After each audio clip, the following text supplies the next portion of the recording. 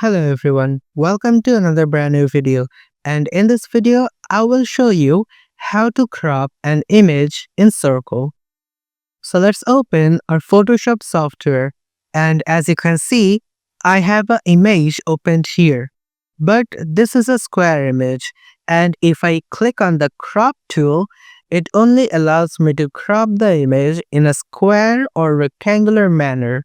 So how can I crop it in Circle? Simply hover over this marquee tool and right click on it. And here you will see the option of elliptical marquee tool. Click on that and then hold shift and select the area which you would like. And as you can see, a circle has been traced on the image. Now go to select and then click on inverse. And now simply click on this layer mask and your image will be cropped in a circle.